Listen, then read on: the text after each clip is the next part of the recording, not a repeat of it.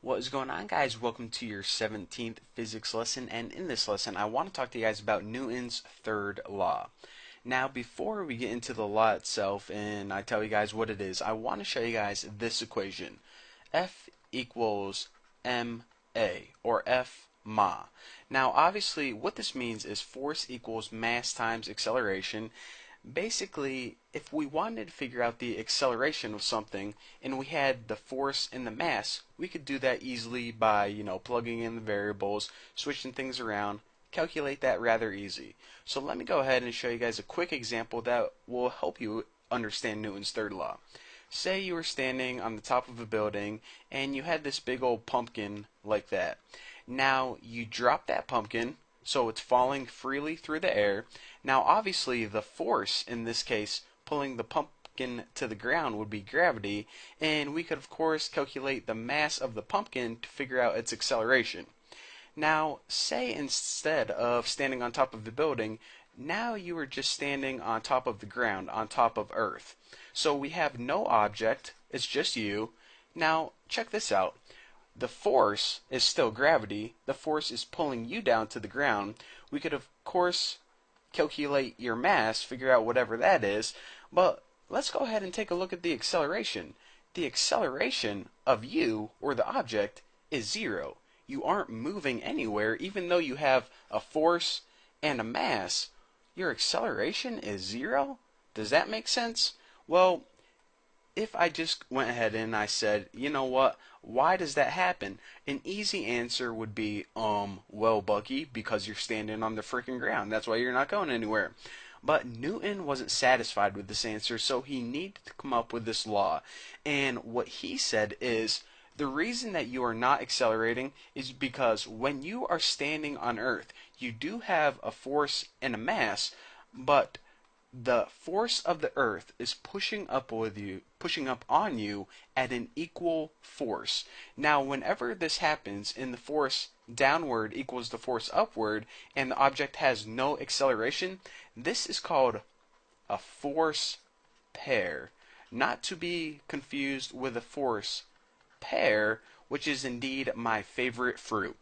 Now, like I said, a force pair happens when two objects have equal force but opposite directions. So let's just give this a fake force of like 10 newtons gravity, and the earth is pushing up in you with 10 newtons upward.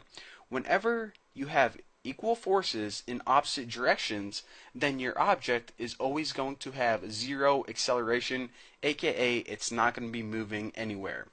So usually whenever I teach this to people, it confuses them how pretty much there is a force keeping you from being sucked down to the middle of the earth, and I don't know, it's, to be honest, physics is kind of confusing, but I think I can help clear things up by showing you guys an easier example. Of course, whenever you're just standing walking around the earth, it may be kind of hard to grasp the concept of a force pair, so let me show you guys this. Say that we have a tree limb, and on the tree we have a watermelon. Now, of course, I know watermelons don't grow on trees, but for this example, this is a watermelon tree. Don't watermelons have like some stripes on them or something? This kind of looks like that loaf of bread or a shoe leg. Anyways, I'm getting distracted. This is a watermelon tree. Now check it out. There are two forces working on this watermelon. First of all, we have gravity. Now gravity is trying to pull this watermelon down, make it fall on the ground. But why is it not falling on the ground? Well, that's because we have another force. That's the tree limb. Now, the tree limb is pushing or pulling, depending on, whose standpoint you're taking, has a force upward. Now, since the tree limb has a force moving the watermelon upward and gravity is trying to pull it down, the watermelon results in zero acceleration. So let's go ahead and give these some fake values of 5 newtons each. So gravity is pulling down on the watermelon with a force of 5 newtons, and the tree limb is holding up the watermelon with a force of 5 newtons. So then the end result, wow, definitely spelled that wrong. Okay, slow down, Bucky. Result is zero acceleration, aka this watermelon here isn't moving at all. So again, like Newton said, a force pair, what you see right here, is what happens when two objects or an object has two forces in opposite directions but of equal magnitude, causing zero acceleration. So, of course, if we wanted to get rid of this force pair, then what we would do is we would take a pair of scissors and cut this tree limb, and then whenever we do that, the watermelon would, of course, spring or fall to the ground.